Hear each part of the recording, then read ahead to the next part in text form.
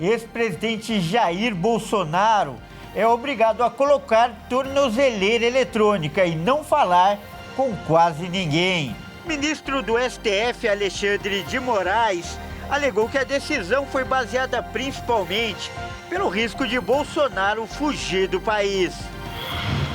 Congresso encerra trabalhos do primeiro semestre e parlamentares iniciam mais um período de descanso. Favelas brasileiras têm renda maior que 22 estados e a maioria dos moradores manifesta otimismo com o futuro do país. O cultivo da soja foi ampliado na Amazônia e hoje ocupa território 20% maior do que na safra anterior. O presidente dos Estados Unidos, Donald Trump, determina a divulgação da lista do bilionário envolvido em escândalos sexuais. Cirurgia inédita feita por um robô não contou com a ajuda de humanos em uma universidade dos Estados Unidos. E no Rio é hora de acompanhar a passagem das baleias, que saem da Antártida para dar à luz aos filhotes na Bahia. Agora, no Jornal das 22.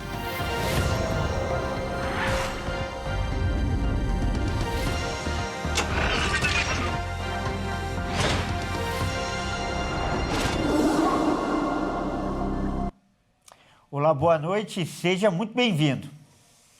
O ex-presidente Jair Bolsonaro está com tornozeleira eletrônica e a medida foi determinada pelo ministro Alexandre de Moraes por causa da tomada ou da possibilidade de fuga dele do país. E o ex-presidente agora não poderá falar com quase ninguém. O ex-presidente Jair Bolsonaro foi alvo de uma nova operação da Polícia Federal autorizada pelo ministro Alexandre de Moraes do STF. A ação resultou na imposição de medidas cautelares, entre elas o uso de tornozeleira eletrônica, recolhimento domiciliar noturno e nos fins de semana, além da proibição de utilizar redes sociais, manter contato com diplomatas estrangeiros e se aproximar de embaixadas. A operação foi deflagrada após representação da Polícia Federal com parecer favorável da PGR em razão de suspeitas de que o ex-presidente teria cometido crimes de obstrução à justiça, coação no curso do processo e atentado à soberania nacional. A Polícia Federal aponta que Bolsonaro teria autuado para dificultar o julgamento de uma ação penal que tramita no STF e na qual ele é réu por suposta tentativa de golpe de Estado. Durante as diligências, a Polícia Federal realizou buscas na residência do ex-presidente em Brasília e também na sede do PL, legenda a qual Bolsonaro é filiado. Na casa do ex-presidente foram encontrados $14 mil e R$8 mil em espécie,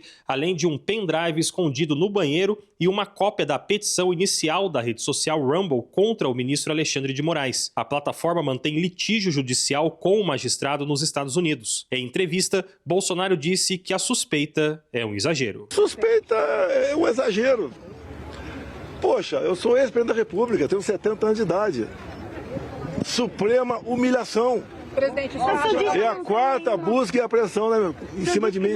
De acordo com a investigação, Bolsonaro admitiu em depoimento à Polícia Federal que enviou R$2 milhões a seu filho, o deputado federal licenciado Eduardo Bolsonaro, que está atualmente nos Estados Unidos. O objetivo da transferência seria viabilizar a permanência do parlamentar no país e apoiar articulações com autoridades norte-americanas. O deputado teria conversado com integrantes do governo dos Estados Unidos antes da imposição de uma tarifa de 50% sobre produtos brasileiros, determinada pelo então presidente Donald Trump. Com base nessas informações, a Polícia Federal suspeita que os atos de Bolsonaro podem ter contribuído para a política tarifária adotada contra o Brasil e configurariam tentativa de interferência internacional para comprometer o andamento de processos judiciais no país. A atuação é investigada como possível tentativa de obstrução judicial e como atentado à soberania nacional. Eu espero que seja técnico e não político. No mais, Nunca pensei em sair do Brasil. Posso deixar aqui? Nunca pensei por embaixada. Além do uso da tornozeleira eletrônica e da proibição de contato com outros réus e investigados, Bolsonaro está impedido de se manifestar publicamente ou acessar redes sociais. O recolhimento domiciliar noturno deve ocorrer entre 7 da noite e 7 da manhã em dias úteis, com permanência integral aos finais de semana. O ex-presidente também é réu no STF em processo que analisa se houve tentativa de golpe de Estado. A PGR apresentou recentemente suas alegações finais no caso, pedindo sua condenação por 5 crimes. As medidas cautelares não envolvem prisão preventiva, mas têm como objetivo limitar ações do ex-presidente consideradas pela Polícia Federal como potencialmente danosas ao andamento das investigações e ao cumprimento da lei. A nova operação aumenta a pressão sobre Bolsonaro, que já enfrenta uma série de investigações. Segundo a Polícia Federal, os mandados executados nesta sexta-feira fazem parte de uma linha de investigação autônoma, mas interligada ao processo principal de tentativa de golpe. A corporação reforçou que agiu em cumprimento à decisão do STF e que todas as medidas foram adotadas conforme os ritos legais e constitucionais. Segundo Bolsonaro, há uma perseguição. E o ex-presidente falou que sempre guarda dinheiro em casa, garantiu que tem o recibo do banco e que presta contas de tudo. Mas a Receita Federal divulgou hoje à tarde que Jair Bolsonaro não declarou ter dinheiro vivo em nenhuma das eleições que disputou nos últimos 20 anos. E o ex-presidente Jair Bolsonaro comparou o tratamento que recebeu a um traficante ou a um homicida, após deixar a sede da Polícia Federal em Brasília. A Procuradoria-Geral da República e o Supremo Tribunal Federal demonstraram preocupação de que o ex-presidente pudesse fugir do país ou então pedir asilo. A Polícia Federal apontou que o ex-presidente Jair Bolsonaro e o filho, Eduardo Bolsonaro, vêm atuando ao longo dos últimos meses junto a autoridades governamentais dos Estados Unidos da América com o intuito de obter a imposição de sanções contra agentes públicos do Estado brasileiro. De acordo com a Polícia Federal, ambos atuaram dolosa e conscientemente de forma ilícita e com a finalidade de tentar submeter o funcionamento do Supremo Tribunal Federal ao crivo de outro Estado estrangeiro, por meio de atos hostis e clara finalidade de coagir a Corte. A pedido do ministro Alexandre de Moraes, o presidente da primeira turma, o ministro Cristiano Zanin, convocou uma sessão extraordinária virtual para que a decisão fosse submetida ao referendo. O ministro Alexandre de Moraes diz que o Supremo Tribunal Federal sempre será absolutamente inflexível na defesa da soberania nacional e em seu compromisso com a democracia, os direitos fundamentais, o Estado de Direito, a independência do Poder Judiciário Nacional e os princípios constitucionais brasileiros. A Procuradoria-Geral da República e o Supremo Tribunal Federal demonstravam preocupação de que o ex-presidente Jair Bolsonaro repetisse o episódio em que passou uma noite na Embaixada da Hungria, em Brasília, após ter o passaporte apreendido pela Polícia Federal em 2024. A suspeita de tentativa de fuga e pedido de asilo aumentou a pressão sobre o ex-presidente Jair Bolsonaro. A petição que levou a Polícia Federal à casa do ex-presidente da República e a colocação da tornozeleira eletrônica tem 47 páginas para sustentar a decisão e o embasamento jurídico. Após Jair Bolsonaro colocar a tornozeleira eletrônica, os senadores da base aliada concederam entrevista à imprensa para falar da operação que resultou na imposição de medidas restritivas por ordem do Supremo Tribunal Federal. Os senadores reforçaram a inocência do ex-presidente e denunciaram violação e abuso de poder. O ex-presidente Jair Bolsonaro foi novamente alvo de medidas cautelares arbitrárias determinadas pelo ministro Alexandre de Moraes. É sempre bom lembrar que Bolsonaro não foi condenado. O que temos hoje em curso no Brasil é, então, uma perseguição política que ficará para a história. Nada do que estamos assistindo nesses intermináveis inquéritos do STF tem base no Estado democrático de direito. Vivemos um estado de exceção no Brasil. É visto com preocupação situações reais hoje no nosso país. Perseguição explícita a opositores do governo. Censura. Restrições às liberdades. Violação ao devido processo legal. Cerceamento do direito de defesa. Violação de prerrogativas de advogados e também de prerrogativas de parlamentares. O ex-presidente Jair Bolsonaro se manifestou após deixar a sede do partido da Secretaria de Estado de Administração Penitenciária, em Brasília, criticando duramente a decisão do ministro Alexandre de Moraes, que impôs medidas restritivas, incluindo o uso de tornozeleira eletrônica, e comparou o tratamento que tem recebido ao de um traficante e homicida. E agora que uma suspeita de possível fuga, levar para humilhação e medidas restritivas e tornozeleira. Caça às bruxas. Não tem nada de concreto no meu processo, só ilações. Eu estou sendo tratado, o tratamento meu não é dado para traficante, para estuprador, para homicida. O tratamento que é dado para mim é o pior possível. Você pode ver, naquele perfil lá que o Cid se comunicava com outras pessoas, lá está um diálogo. O comandante do Exército conversou com o Alexandre de Moraes. O Alexandre de Moraes falou que eu acabei com a vida dele e ia acabar com a minha vida. Depois o comandante do Exército falou com o pai do Cid, que general, contou para o Cid.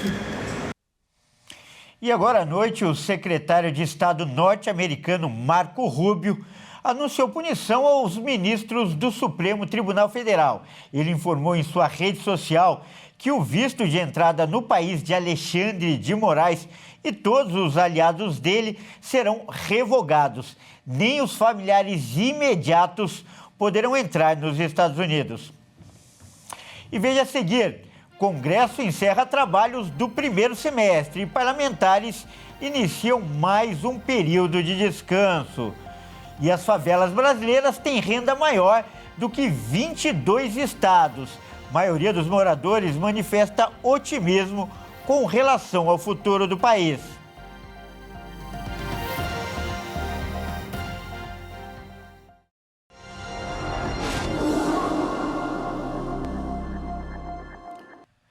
E acabou o primeiro semestre no Congresso. Os parlamentares até tentaram prorrogar os trabalhos diante do que aconteceu hoje com o ex-presidente Jair Bolsonaro.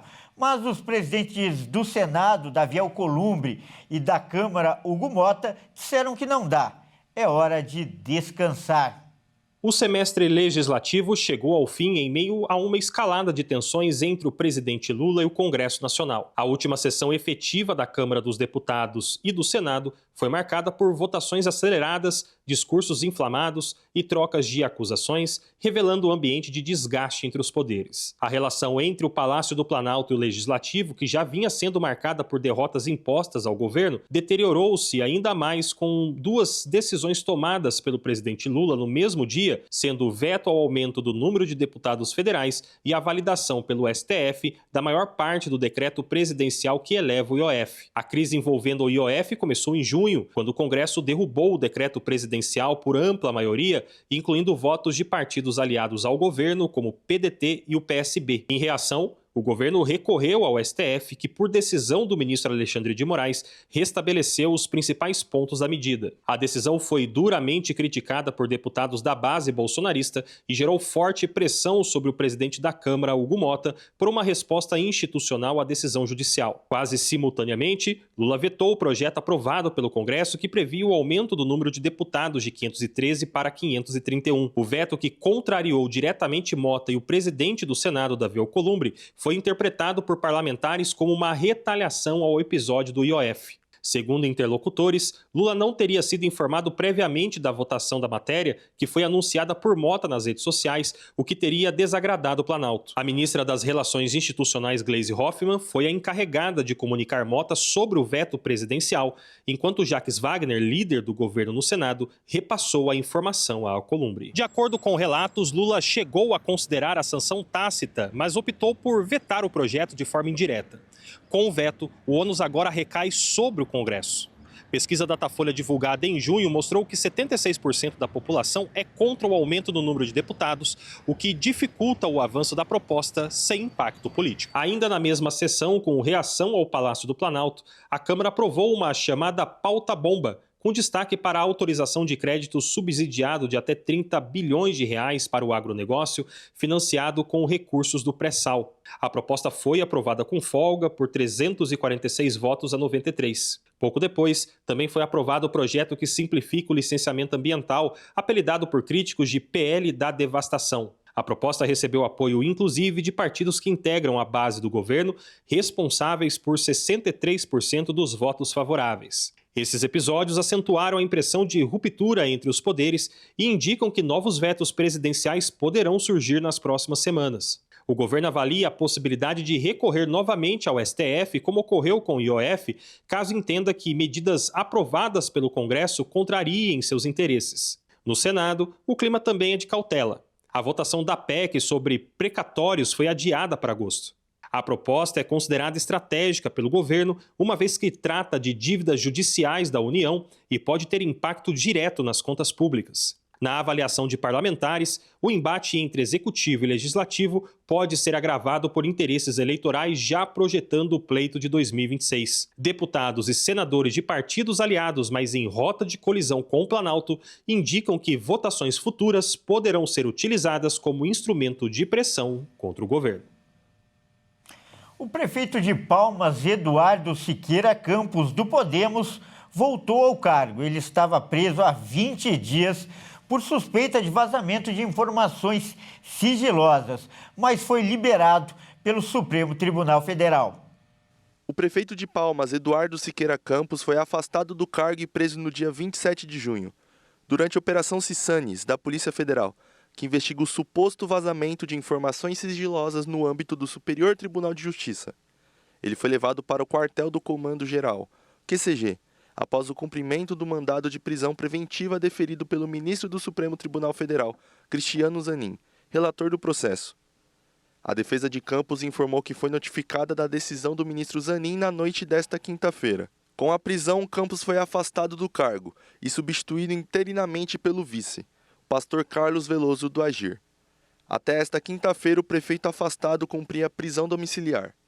O benefício foi concedido porque ele sofreu um infarto enquanto estava no QCG. Em vídeo publicado nas redes sociais após ter a prisão revogada pelo STF, ele disse que fará justiça aos seus companheiros. Eu mal comecei, então as mangas estão arregaçadas para recuperar o tempo perdido. Eu não tenho tempo para mágoas. Eu não tenho tempo para carregar ódio nesse coração.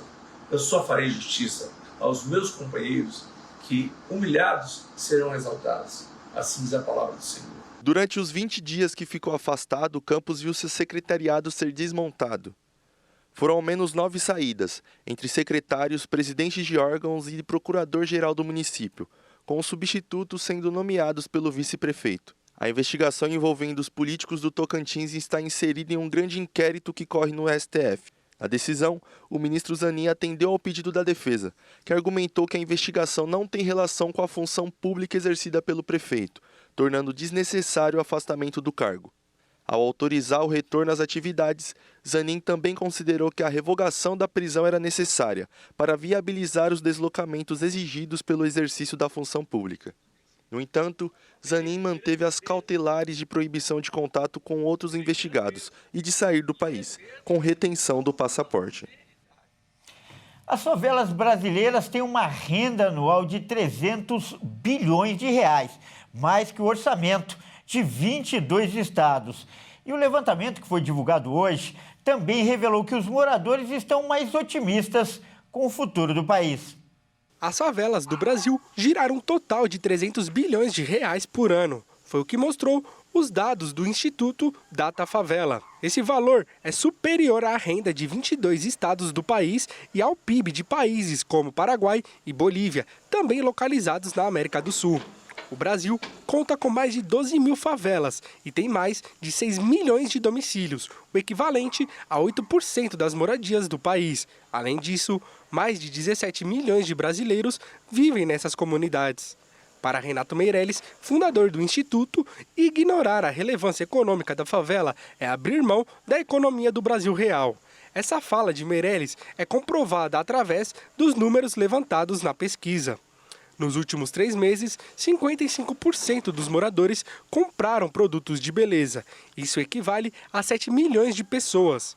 Enquanto outras 5 milhões adquiriram peças de roupas. O Instituto fez uma projeção de que nos próximos 6 meses, quase 9 milhões pretendem comprar mais roupas. As regiões Norte e Nordeste têm as maiores proporções de desejo nas aquisições de roupas e calçados. As compras online ajudaram a influenciar mais de 60% dos moradores a utilizarem plataformas de e-commerce como principal meio de compras. Apesar de ser um novo hábito, o comércio online ainda é um problema para 60% dos entrevistados. Eles relataram principalmente atraso na entrega das mercadorias. Outro crescimento dentro das comunidades brasileiras foi a educação, que aparece como prioridade, em especial os cursos de idioma. Cerca de 29% pretendem se inscrever em cursos do gênero e 43% disseram que vão adquirir outros cursos. Na pesquisa, também foram apontadas melhorias nas habitações, mais acessibilidade a hospitais e postos de saúde, segurança e saneamento básico. E a pesquisa do Instituto Datafavela ouviu mais de 16 mil moradores de comunidades entre os dias 3 e 6 de julho deste ano. Olha aí, a decisão do STF acendeu um novo alerta no mercado financeiro. A preocupação é sobre qual será a reação do presidente dos Estados Unidos, Donald Trump, que já admitiu que a tarifa de 50% sobre os produtos brasileiros foi anunciada por causa do que chamou de caça às bruxas contra Bolsonaro.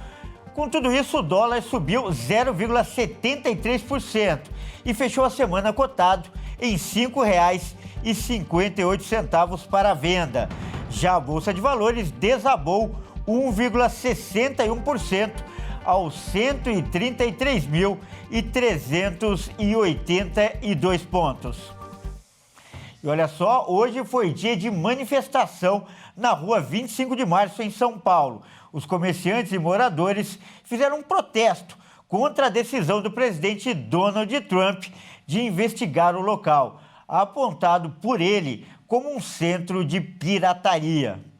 Um dos alvos da investigação do presidente dos Estados Unidos, Donald Trump. Lojistas da 25 de março reagiram aos ataques a um dos maiores centros de comércio popular do país. O ato foi uma resposta a uma investigação aberta pelo governo Trump dos Estados Unidos contra o Brasil. Na última terça, o escritório do representante do comércio norte-americano abriu uma investigação comercial contra o Brasil que cita de PIX a redes sociais, passando por desmatamento ilegal a práticas de corrupção. O documento cita a Rua 25 de Março como um local de venda de produtos pirateados e falsificados, além de falta de proteção de direitos de propriedade intelectual. No trio, que circulou pela principal rua de comércio popular do país, falaram representantes do Sindicato dos Comerciários de São Paulo, que organizou a manifestação, do Sindicato dos Metalúrgicos, da União Geral dos Trabalhadores, entre outras. Donald Trump já havia sinalizado o início da investigação na mesma carta em que anunciou a tarifa de 50% sobre exportações brasileiras em resposta ao julgamento do ex-presidente Jair Bolsonaro por tentativa de golpe de Estado. No documento, divulgado pelo governo americano, a região da Rua 25 de Março é apontada como um dos maiores mercados de produtos falsificados do mundo, permanecendo assim há décadas, apesar de sucessivas operações policiais. Na avaliação do escritório do representante de comércio dos Estados Unidos, a falsificação persiste especialmente na 25 de março, devido à ausência de sanções, penalidades e medidas que desestimulem essa prática ilegal a longo prazo.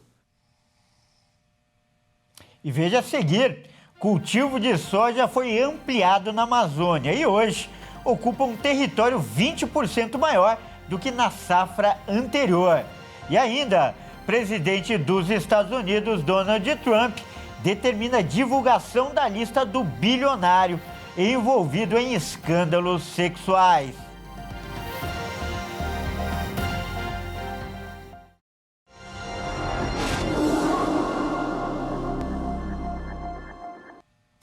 A Polícia Militar do Rio de Janeiro fez um mapa das facções no estado.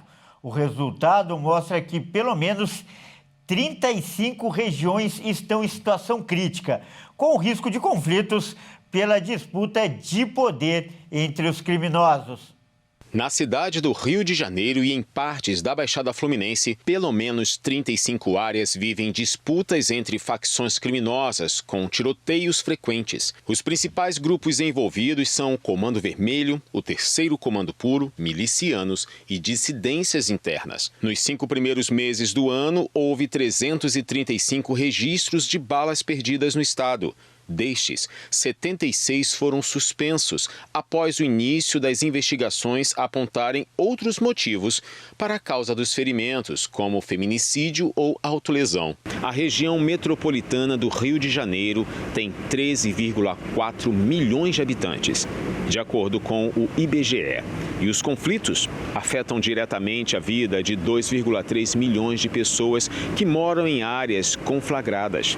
A grande maioria dos combates ocorrem em áreas de conflito ou tem relação com grupos criminosos ligados às facções criminosas. No Complexo da Penha há uma disputa ativa entre o CV e dissidências associadas a milicianos. O Complexo da Maré é dividido entre o Comando Vermelho e o 3º Comando Puro, com confrontos ocorrendo nas áreas de limite. A disputa se repete em Cidade Alta e em Parada de Lucas. Já na Zona Oeste, Senador Camará, Bangu e Realengo são áreas de disputa entre CV e milicianos em diferentes estágios de conflito. Na região central, Santo Amaro e Catumbi registram disputas esporádicas ou instáveis. Essa foi a justificativa para o Batalhão de Operações Especiais realizar uma operação que terminou com a morte do jovem Eros Guimarães Mendes, com disparos de um policial que afirmou ter atirado 13 vezes. Em nota, a Polícia Militar afirma que a complexidade da atuação dos policiais no cenário urbano. Ao longo dos 12 meses do ano passado, a corporação apreendeu 6.010 armas de fogo, sendo 638 fuzis, o maior número da série histórica. O montante é superior ao recorde de apreensões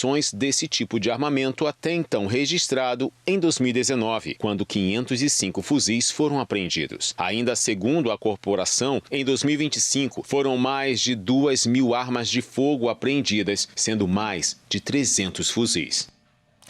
E nesta sexta-feira, a Polícia Civil de São Paulo identificou mais um suspeito de envolvimento na morte do empresário Adalberto Amarilho Júnior, no Autódromo de Interlagos. A polícia cumpriu 5 mandados de busca e apreensão, onde conseguiu apreender 5 notebooks, 7 celulares e mais de 21 munições de calibre .38. As investigações levantaram a suspeita de que um dos seguranças que trabalhava no evento no dia em que o empresário sumiu, Adalberto, desapareceu após ir a um festival de motos no autódromo na zona sul da capital. O corpo dele foi encontrado 4 dias depois, após o sumiço. Em um buraco, ele foi encontrado por um funcionário que trabalhava em uma obra no local. E no mês passado, uma testemunha-chave ajudou a polícia a avançar no caso, que ainda permanecerá sob sigilo judicial à medida que novas evidências sejam analisadas. E o presidente Donald Trump ameaçou processar o Wall Street Journal. Isso porque, segundo um artigo do jornal, o presidente enviou uma carta ao financista Jeffrey Epstein em 2002, contendo o desenho de uma mulher nua. Além disso, o presidente determinou a divulgação de todos os detalhes do caso. Donald Trump ameaçou processar o jornal Wall Street Journal por publicar um artigo alegando que o presidente enviou uma carta ao financista Jeffrey Epstein em 2003 contendo o desenho de uma mulher nua. Epstein foi encontrado morto em sua cela em 2019, enquanto aguardava julgamento por suposto tráfico sexual. O jornal alega que a carta endereçada a ele fazia parte de uma coletânea de mensagens em seu aniversário de 50 anos. A publicação afirma ter analisado a carta, mas não publicou a imagem. Trump criticou seus próprios apoiadores e chamou os republicanos de estúpidos por acreditarem nas acusações. O presidente tentou enterrar uma teoria da conspiração compartilhada por parte de sua base, que acredita que o governo Trump está encobrindo detalhes macabros dos crimes de Epstein para proteger milionários e a elite. Eles estão convencidos da existência de uma lista secreta de clientes de Epstein e acreditam que o financista foi assassinado como parte de uma conspiração. Os apoiadores de Trump esperavam que ele esclarecesse as dúvidas após a vitória eleitoral. Em um memorando, o Departamento de Justiça e o FBI afirmam não ter evidências de uma lista de clientes ou chantagem de figuras poderosas. Eles confirmaram que Epstein cometeu suicídio e disseram que não vão dar mais informações sobre o caso. A polêmica criou uma ruptura no governo Trump, com uma disputa entre a procuradora-geral Pam Bondi e o diretor adjunto do FBI, Dan Bongino. Trump se encontrava com Epstein, mas nega ter visitado sua casa nas Ilhas Virgens. E um mapeamento inédito da soja no Brasil apontou que o cultivo do grão avançou quase 21% na Amazônia. Com um detalhe, o aumento aconteceu quase que exclusivamente sobre áreas de pastagem e não implicou em desmatamento. O Brasil deve bater recorde na produção de grãos em 2025. A estimativa é de 336,1 milhões de toneladas. A soja deve responder por 169,6 milhões de toneladas. A super safra tem opiniões contraditórias. A Embrapa Soja aponta a biotecnologia como opção para multiplicar a produtividade sem impactar na ocupação territorial. Já o Instituto do Homem e Meio Ambiente da Amazônia destaca que o desmatamento no bioma cresceu em 15% de agosto de 2024 a maio deste ano. E alerta para a necessidade de controlar a ação dos madeireiros e os incêndios que atingem a floresta. Segundo estudo da Spectrax, o Mato Grosso foi o estado com mais incremento de área com soja, ganhando 893 mil hectares a mais para chegar a 13 milhões e 900 mil hectares com o grão. A maior expansão foi no bioma Amazônia, no norte do estado. No Maranhão, a soja teve aumento de 475 mil hectares, atingindo o total de 1 milhão e 600 mil. Já o estado do Pará teve um incremento de 443 mil hectares, chegando a 1 milhão e 500 mil hectares com lavouras de soja nesta safra. Tocantins cresceu 402 mil hectares, avançando para 1 milhão e 600 mil. O cultivo em Rondônia atingiu 815 mil hectares nesta safra. Os pesquisadores indicam que o plantio ainda pode se expandir. Segundo Alexandre Nepomuceno, chefe da Embrapa Soja, o Código Florestal Brasileiro é o mais rigoroso do mundo e exige que se preserve 80% das áreas com matas nas propriedades rurais da Amazônia. Nepomuceno comenta que o produtor pode usar 20% dessas áreas, mas nem isso ele usa. O avanço das lavouras acontece em áreas de pastagens. O Brasil tem 3% das emissões de gases no planeta e 1% é da agricultura. É mais uma prova de que a soja não desmata.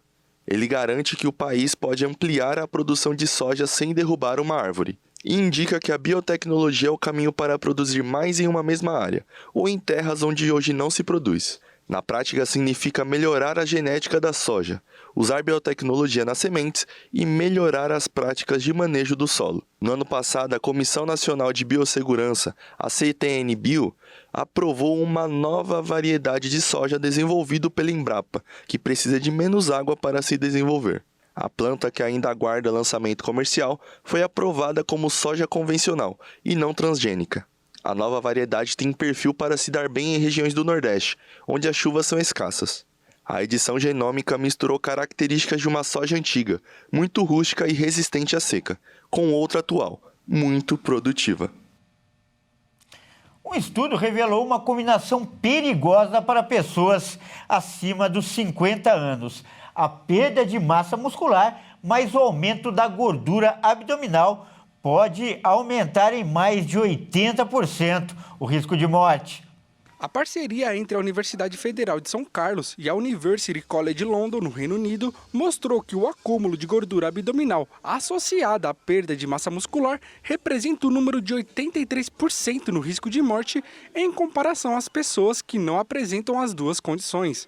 Essa combinação é tão perigosa que o estudo identificou um problema ainda maior, conhecido como obesidade sarcopênica, que é caracterizado pela perda de massa muscular ao mesmo tempo em que ocorre o ganho de gordura por todo o corpo.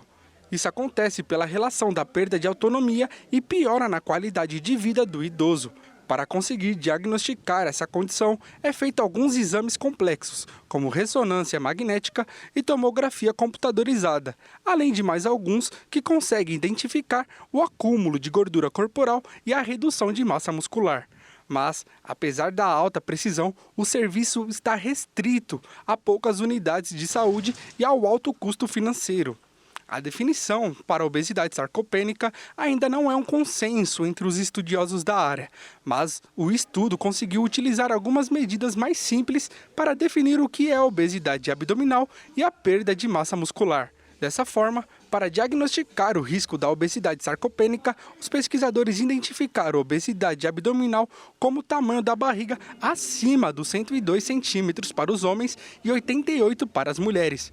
Consequentemente, a baixa massa muscular foi definida a partir de um índice de massa muscular esquelética menor que 9 quilos para os homens e 7 para as mulheres.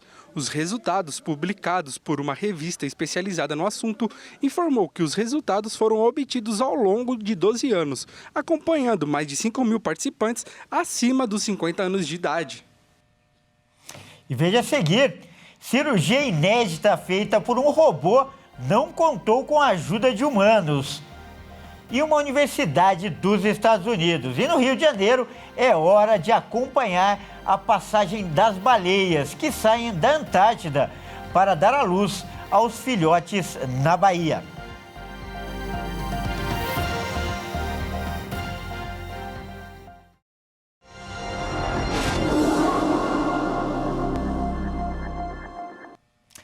Mudou o rumo das investigações sobre os ataques a ônibus em São Paulo. As depredações, que já atingiram quase 800 veículos, estariam sendo provocadas por uma briga de sindicalistas. A onda de violência tem assustado motoristas e passageiros. Os ataques começaram no início de junho e desde então somam quase 800 veículos depredados. Os ataques não se restringem à capital. 27 cidades da região metropolitana também estão sofrendo com os impactos econômicos e na segurança. Esta semana, a Polícia Militar apreendeu 3 pessoas em um veículo, suspeito de participação nos atos. Depois de 5 horas de depoimento, eles foram liberados. Segundo a PM, um dos detidos passava ao lado dos ônibus atirando bolinhas de gude. Um veículo escolar estacionado no terminal metropolitano de Ferrazópolis, em São Bernardo do Campo, também foi atacado. Mas, segundo a prefeitura da cidade, não havia crianças no interior do ônibus. O veículo foi atingido por uma pedra nas proximidades da entrada do Centro de Formação dos Profissionais da Educação. Policiais do DEIC, o Departamento Estadual de Investigações Criminais, revelaram que a principal linha de investigação em relação aos ataques aos ônibus na Grande São Paulo é a disputa entre empresas que atuam no ramo de transporte urbano coletivo. Seria um problema entre sindicalistas. Uma disputa que já dura alguns meses para saber quem manda mais no sindicato de trabalhadores da categoria. A polícia apura se grupos rivais no sindicato possam ter começado esses ataques para prejudicar empresas concorrentes. O lateral esquerdo Caio Paulista, do Atlético Mineiro, foi vítima de racismo por parte de um torcedor durante o confronto contra o Atlético Bucaramanga da Colômbia. O caso aconteceu quando os jogadores se encaminhavam para os vestiários para o intervalo da partida. O torcedor do time colombiano foi flagrado nas arquibancadas proferindo ofensas racistas em direção ao jogador brasileiro. O boletim de ocorrência foi feito ainda no estádio Américo Montanini, em Bucaramanga, e o torcedor foi identificado e preso. Essa situação é revoltante e precisa acabar de uma vez por todas. Até quando teremos que conviver com esse absurdo? Até quando? Disse o Atlético Mineiro em nota. O ex-goleiro e agora diretor de futebol do Atlético, Victor, disse em entrevista divulgada pelo clube que as punições da Confederação Sul-Americana de Futebol, a Conmebol, precisam ser mais severas. Sei que a Conmebol ela tá atenta, tá vigilante em relação a isso, né? Sei que medidas vão ser tomadas, mas enquanto não houver punições mais drásticas que talvez inclua a punição maior aos clubes, nos quais são responsáveis por seus torcedores, a gente ainda vai continuar presenciando situações assim. A falta de punições mais duras da Confederação Sul-Americana para casos de racismo no futebol da região tem sido alvo de críticas de dirigentes. Em junho, a entidade aplicou uma multa de apenas R$ 83 mil ao volante paraguaio Damian Bobadilla, do São Paulo, acusado de xenofobia contra Miguel Navarro, do Talleres da Argentina, em jogo da Copa Libertadores. O próprio presidente da Conmebol, Alejandro Domingues, criou polêmica em março, ao dizer que a Copa Libertadores sem a presença de clubes brasileiros seria como o Tarzan sem a Chita. As declarações aconteceram durante discurso em que Domingues criticava o caso de racismo sofrido pelo atacante Luigi, do Palmeiras, em partida pela Libertadores Sub-20 contra o Cerro Porteño no Paraguai. A mandatária do Clube Alviverde, Leila Pereira, chegou a cogitar a possibilidade de desfiliação da Conmebol diante das punições consideradas extremamente leves. Domingues acabou se desculpando pelas falas. Em junho, o dirigente foi reeleito e continuará no cargo até 2029, onde ocupa desde 2016. O jogo de quinta-feira pela Sul-Americana terminou com a vitória do time mineiro por 1-0, com gol de Hulk de pênalti. A partida de volta acontece na próxima quinta-feira, na Arena MRV, em Belo Horizonte. Quem vencer encara o Godoy Cruz da Argentina pelas oitavas de final. Um helicóptero pousou hoje em plena Avenida Brasil, no Rio de Janeiro. A operação foi por uma causa nobre. O trânsito, como sempre, estava congestionado e um veículo transportava 2 rins e um fígado que seriam levados para um transplante. Os órgãos saíram do Hospital Pedro II, em Santa Cruz, e deveriam chegar o mais rápido possível no Hospital São Lucas, em Copacabana, na Zona Sul. A alternativa, então, era um helicóptero que chegou em 10 minutos, baixou, pegou os rins e o fígado e seguiu em frente. Os órgãos tinham até 6 horas para serem transplantados. Um paciente de 60 anos recebeu o fígado. A cirurgia durou cerca de 3 horas e foi concluída com sucesso pela equipe médica responsável. E olha só, pesquisadores da Universidade de Cambridge, no Reino Unido, desenvolveram um modelo de inteligência artificial capaz de identificar com precisão os pacientes que têm maior risco de desenvolver Alzheimer. O grande benefício nesse caso será tratar a doença em estágio inicial. O estudo se baseou na reavaliação dos dados de um ensaio clínico já concluído, que testava um medicamento contra o Alzheimer.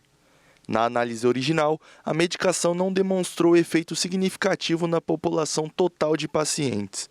Mas com o uso do modelo de IA, os pesquisadores conseguiram dividir os participantes em 2 grupos, os que apresentavam progressão lenta da doença e os que evoluíam mais rapidamente. No grupo com progressão lenta, o medicamento conseguiu retardar o declínio cognitivo em 46%. A ferramenta é 3 vezes mais precisa que os métodos clínicos tradicionais, como testes de memória, exames de sangue e ressonâncias magnéticas, para prever a progressão da doença. A IA também oferece uma pontuação que estima a rapidez com que cada paciente pode evoluir para o Alzheimer. Com isso, os testes clínicos podem ser direcionados apenas para aqueles que têm chance de responder aos medicamentos, reduzindo custos e aumentando a eficácia das pesquisas. A demência é a principal causa de morte no Reino Unido e uma das que mais matam em todo o mundo. O objetivo dos tratamentos atuais não é curar o Alzheimer, mas retardar sua progressão, preservando a qualidade de vida dos pacientes por mais tempo. E agora, com o apoio da inteligência artificial, essa meta pode estar um passo mais próxima. E nesta semana foi realizada a primeira cirurgia com o robô totalmente guiado por inteligência artificial. Ele realizou sozinho um procedimento em um tecido humano, sem qualquer interferência do homem. Os pesquisadores da Universidade Johns Hopkins, nos Estados Unidos, consideraram o feito um marco na história da ciência robótica. Desenvolvido por pesquisadores da Universidade Johns Hopkins, nos Estados Unidos, o sistema autônomo removeu vesículas biliares com taxa de sucesso semelhante à de cirurgiões experientes, segundo estudo publicado no dia 9 de julho na revista Science Robotics. O feito marca uma nova era para a medicina robótica. A cirurgia realiza foi uma colecistectomia, retirada da vesícula biliar, órgão que armazena a bile, e foi conduzida por um robô chamado Hierarchical Surgical Robot Transformer, treinado com técnicas de aprendizado de máquinas semelhantes às que alimentam o ChatGPT da OpenAI. Diferentemente de versos anteriores, que seguiam planos rígidos e exigiam marcação prévia dos tecidos, o novo robô demonstrou autonomia real, sendo capaz de tomar decisões em tempo real e adaptar-se a cenários imprevisíveis. Durante os testes, o SRTH operou 8 vesículas de corpos humanos já falecidos e enfrentou situações simuladas de emergência, como alterações anatômicas e presença de fluido semelhante ao sangue. Em todos os casos, o robô respondeu com precisão e calma. A inteligência artificial foi treinada assistindo a vídeos de cirurgiões reais, com legendas que descreviam cada etapa do procedimento, além de responder a comandos de voz da equipe, como mova o braço esquerdo um pouco para a esquerda. Assim, agia como um residente orientado por um mentor. O desempenho, apesar de mais lento do que o de um cirurgião humano, foi considerado exemplar. A tecnologia é uma evolução do robô Smart Tissue Autonomous Robot, que em 2022 fez sua primeira cirurgia autônoma em um animal vivo. Na época, o sistema ainda era dependente de marcações e seguia roteiros fixos. Agora, com a nova arquitetura, a máquina consegue dirigir por qualquer estrada, em qualquer condição. Para chegar ao nível atual, ele foi treinado em tarefas básicas como sutura e manipulação de tecidos. A remoção completa da vesícula exige cerca de 17 passos distintos, todos agora compreendidos e executados pelo CRTIH. E a passagem das baleias está atraindo turistas às areias do Rio de Janeiro. É época das fêmeas da espécie jubarte saírem da Antártida em direção a Abrolhos, na Bahia, para dar à luz aos filhotes. E parece até que elas estão mais felizes para o momento da maternidade. É tempo de baleias nas águas do Rio de Janeiro. As águas fluminenses estão no caminho destes mamíferos gigantes que, na viagem anual para reproduzir, deixam a Antártida e vão para o Banco dos Abrolhos do sul da Bahia. Desde abril, as baleias, a maioria delas jubartes, são avistadas no estado do Rio. Com o pico da temporada de junho a agosto, os pesquisadores estendem o tempo de monitoramento até novembro. Na maior parte das vezes, em grupos, elas vêm sendo registradas nas praias da zona sul da capital e na região dos lagos. E à vontade nas águas fluminenses fazem a festa dos admiradores, que estão lotando os barcos das empresas de turismo de observação. Especialistas dizem que a procura pelo passeio explodiu nos últimos 2 anos, mas também é possível avistá-las em terra firme. No Rio, o ponto fixo de observação é no Parque Bondinho Pão de Açúcar, na Urca, inaugurado no ano passado, em parceria com o projeto Baleia Jubarte. Já a Arraial do Cabo se prepara para instalar 20 lunetas fixas para observação em pontos estratégicos em terra, dos quais 10 serão com acessibilidade. Durante a temporada, jubartes podem ser vistas entre São Paulo e o Rio Grande do Norte. Pesquisadores apontam que há um crescimento populacional gradual dessa espécie. No início de junho, até semana passada, foi possível avistar cerca de 350 jubartes. Bom, essa edição fica por aqui. Muito obrigado pela sua companhia. Uma ótima noite, um ótimo fim de semana e até mais.